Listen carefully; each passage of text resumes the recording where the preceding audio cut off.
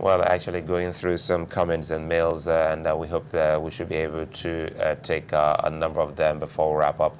Well, Kike Lomo Ifekoya, we also got your comment here.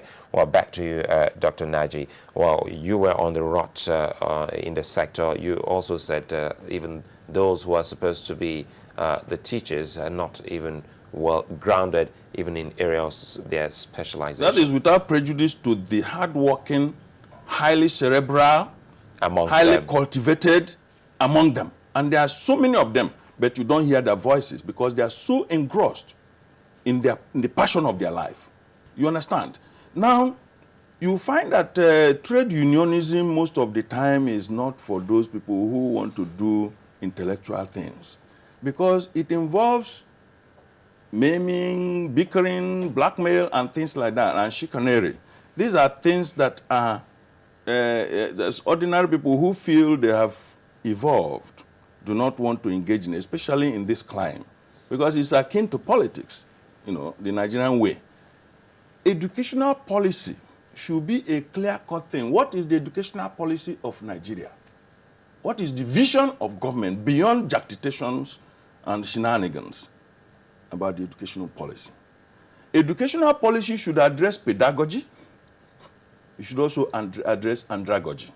We don't have any clear cut. Nobody can sit down and say, this is where we are headed. Then why we just, if it is Saturday, then it is Saturday. Then, so whatever happens. Then why are we on the strike? Because I thought that perhaps maybe ASUU should also, that's why I say ASUU should be more proactive. They should get more involved beyond all these fiscal things we are seeing. Even if 200 billion naira is paid into any account, what is their access to that money?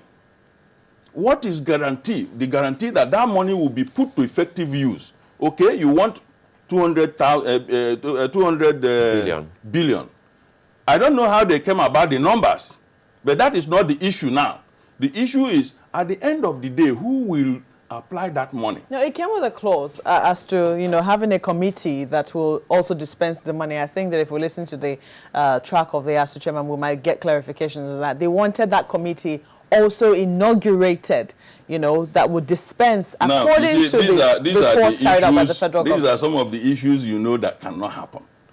They will now leave the core mandate of teaching and research. Oh, no, I don't know. And begin to award contracts and so on. At the risk of sounding like ASUU spokesperson, these are the issues. I don't think that, you know, the committee needs to be taken from amongst us. In fact, they say that they have nothing to do with it, absolutely nothing to do with it. If government puts down money for infrastructural development for the universities owned by the government, ASUU should be insisting on the result of the application of the money. They have not asked some of their vice-chancellors. The vice-chancellors, many of them are now visiting EFCC or ICPC and so on account of how they misapplied funds. Billions of naira are put down there. You don't see it. Some hostels don't have toilets. So they need some help. It's not that we don't have money for even some basic things. It's just the corruption in the system.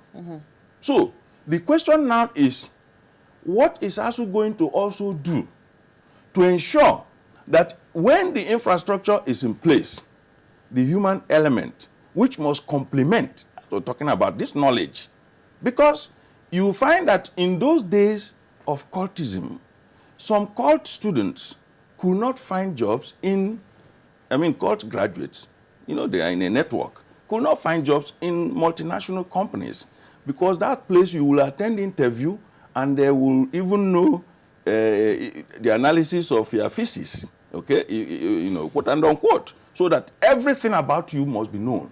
And it's not a question of Godfather. Godfather can introduce you, but Godfather cannot sustain you in the interview process.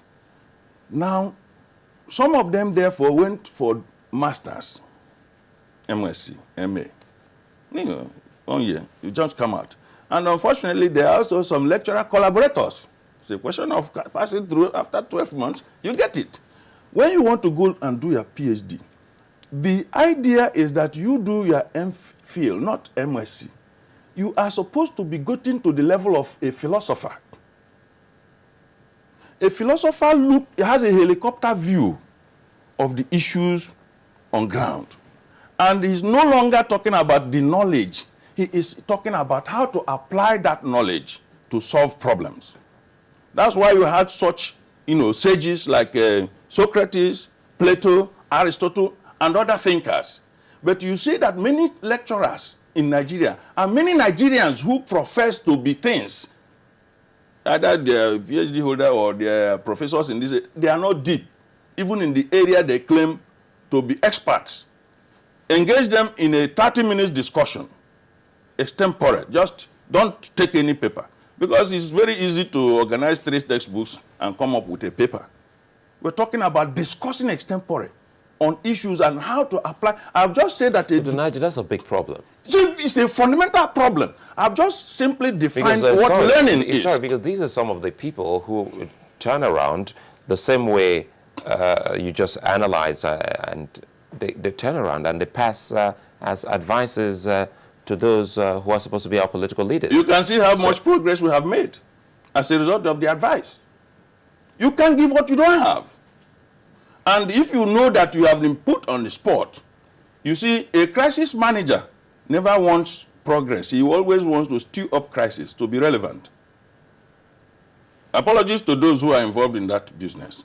But the fact remains that the moment, like in the case of, they call it disco now, disco and dengue. Some of the people say it's dengue, the usual... the electricity, the power sector. The power sector. When it used to be NEPA. I actually thought you were talking about the dance. No, not the dance, but of course we are reducing everything to dance. Now, if you remember that if you had 24 hours uninterrupted power, you likely forget that there's somebody making it possible and focus on that issue that will use power to generate resources. But when they now take it, you suddenly remember, these NEPA people. That was a way of recurrently making themselves relevant. But for you, you are feeling the pain. For them, they are seeing the joy that somebody is putting them on the front burner. When you have communication, suddenly we have forgotten NITEL. If there was a way to reinvent NITEL to come back now, you will remember, but I don't think you wake up these days to remember there's anything called NITEL, because we have something better, and so on and so forth. That is the tragedy of underdevelopment. So when you have people who are supposed not to be certain places, some ethnic groups feel that perhaps they say they may be educationally disadvantaged. You mill professors are not milled like a cornstarch milling. You don't, because these guys are supposed to meet at the international forum or international fora, generally. And they must be able to hold their own. Otherwise, it will filter back. Nigerian professors are not good enough. Why is it that we don't have research in anything? Take the typical case of universities, for example. Why is it that the university system is not challenging the university consultants? Okay? Like you want to build road.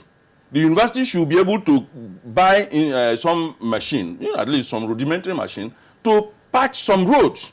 That's where the civil engineering students, mechanical engineering students, and so mechanical engineer product of Nigerian university cannot even, it's not because of he doesn't want to be dirty. He cannot touch anything about his vehicle.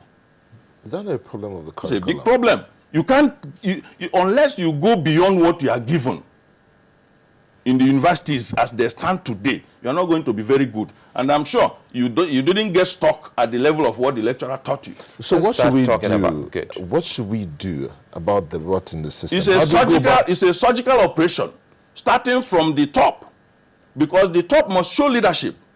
I don't want to come and see a leadership that is vacillatory. You understand? Not focused. When you are moving, people should know that you are moving, not that you are somnambulizing. Be like, say, they sleep, they push on you. You should open your eyes and be like a child who wants to live tomorrow. If you have a new baby today, you can determine whether it's about to live. Because when the mom wants to give it breast, it will suckle the breast. Mr. which Nadi, goes to. if I may come in here, you know, there was a few years back, we had education master plan that was published. I mean, is it that the master plan has been dumped? And what do we do? You are in the media, I should have been asking you this. But you and I know, like I said, we don't have anything. Beyond noise, people are making money from the noise, and it is better. In a bazaar situation, the strong ones will take more rice from the big basin. The weak ones will cry and go home. So they will always like that kind of bazaar situation, and that's why Nigeria is a bazaar. It's a bazaar. Everybody is even coming from outside to partake of the, and then they take it and leave us more impoverished. We need to redress this. The issue of planning for education is a fundamental. Boko Haram, cultism, all these things, kidnapping, will be checked. Where you have a well-planned education, where you are in elementary one, you know where you are headed. And you know where you can drop off. And that you are not dropping into the ocean. Because hopelessness is one major problem in every system. All right, again, Dr. Chimanaji, many thanks for coming. He's a public affairs analyst and a lawyer. Well, we have looked at this and we hope that, well, in the hours to come, this will be over. But in the event that it's not over, well, the surgical operation he talked about, well, should be kicked in. We'll go on a break now and we'll return. Stay with us.